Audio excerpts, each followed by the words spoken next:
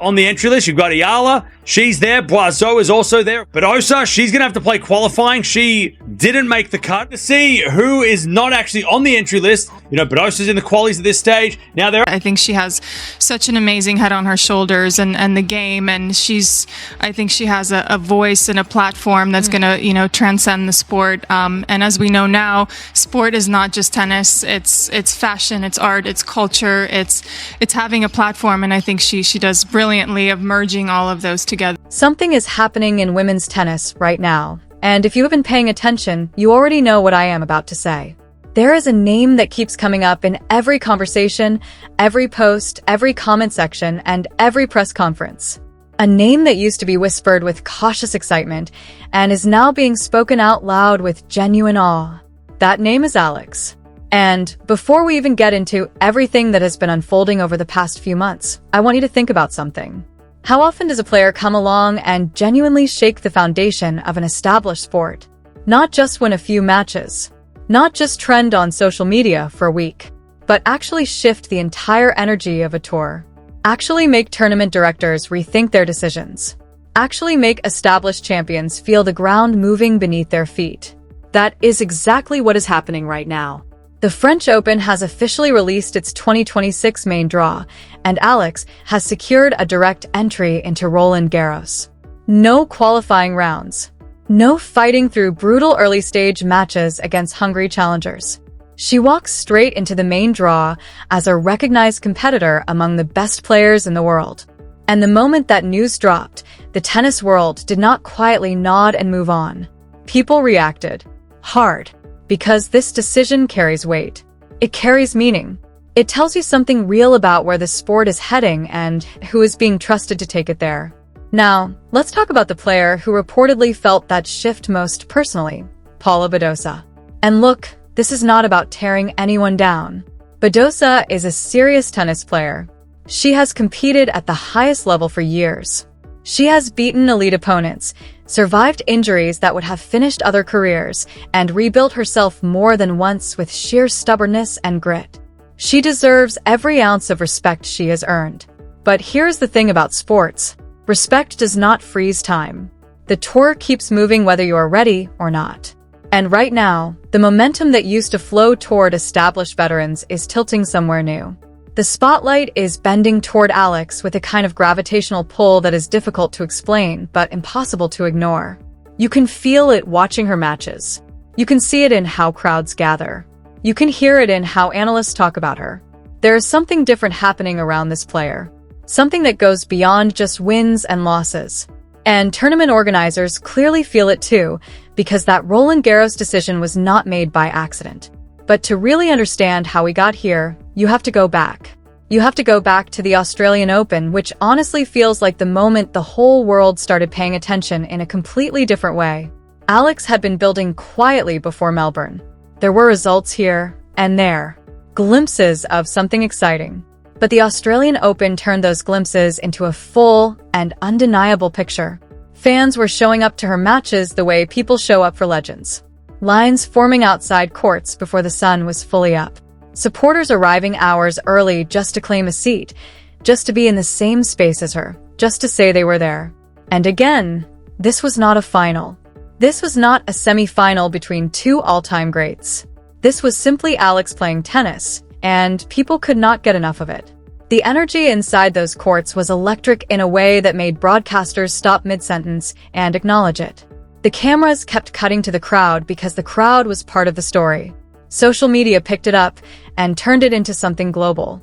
Clips spread, clips of her shot-making, her celebration, her interaction with fans, her pure presence on the court. And just like that, casual tennis viewers became invested.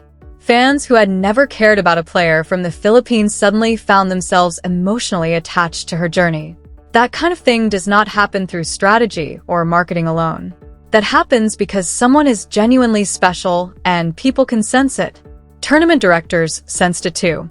You could see the wheels turning in real time.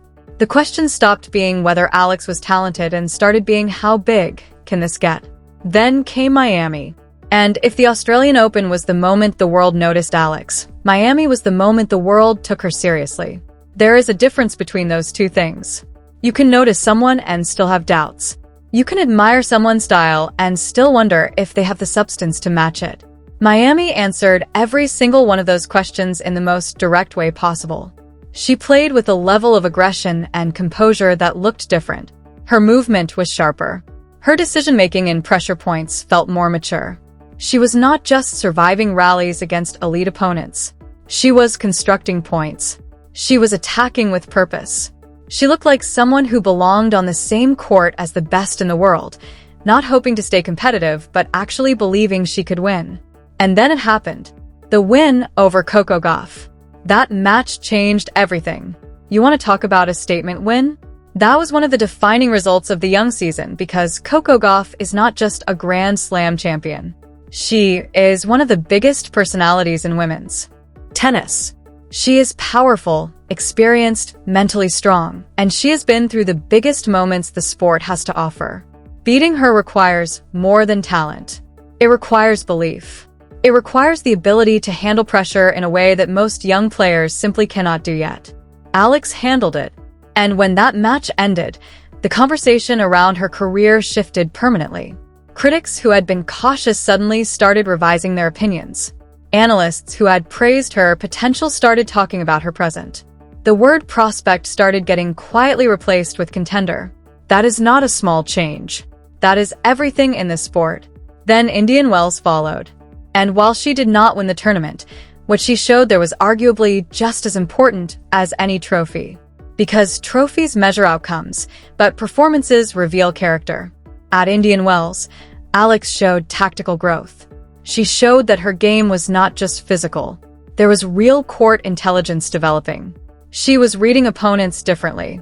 She was adjusting mid-match in ways that suggested a player who was learning fast, absorbing lessons in real time, and applying them with a kind of calm that older, more experienced players take years to develop.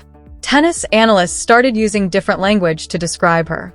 They talked about her tennis IQ. They talked about her maturity under pressure.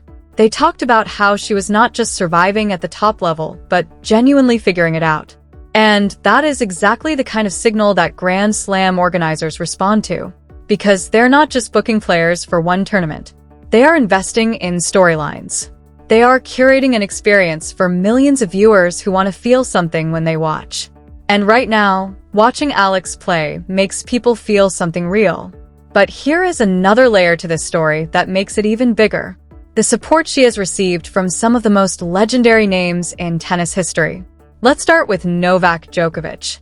When Djokovic talks about a young player with genuine admiration, you stop and listen. This is a man who has seen every style of player imaginable. He has competed against multiple generations of talent. He has watched countless promising careers fizzle and a handful of special ones explode. He knows the difference between hype and substance better than almost anyone alive in this sport. And according to everything being reported around Alex's rise, Djokovic has been genuinely impressed. Not just by her results, by her mentality, by the discipline she brings to her preparation, by the hunger she shows every time she steps on a court. When someone like Djokovic sees those qualities in a young player, it means something real. Because those are exactly the qualities that separate players who make it to a few big moments from players who define an entire era. And then there is Maria Sharapova. Now think about what Sharapova represents for a moment. She was not just a tennis champion. She was a cultural force. She understood better than almost any player of her generation that sports at the highest level is about more than matches. It is about identity. It is about meaning. It is about becoming something larger than the competition itself. Sharapova became fashion. She became business. She became a symbol. And when Sharapova looks at Alex and sees that same potential for transcendence, that should make everyone pay attention even more closely. Because she is not just talking about forehand speed or fitness levels. She is talking about a player who is the rare combination of athletic excellence and genuine human magnetism. The kind of magnetism that turns athletes into icons. And for Filipino tennis fans, for young athletes across Asia watching her story unfold, that magnetism is everything. Alex represents something that goes beyond any single tournament result. She represents proof that the top of this sport is not a closed door. That possibility is real. That someone who looks like you and carries the weight of an entire region's hopes can walk onto the grandest stages in tennis and compete. That emotional connection between Alex and her fanbase is powerful in a way that statistics cannot fully capture. And it is exactly why tournament organizers are making the decisions they are making.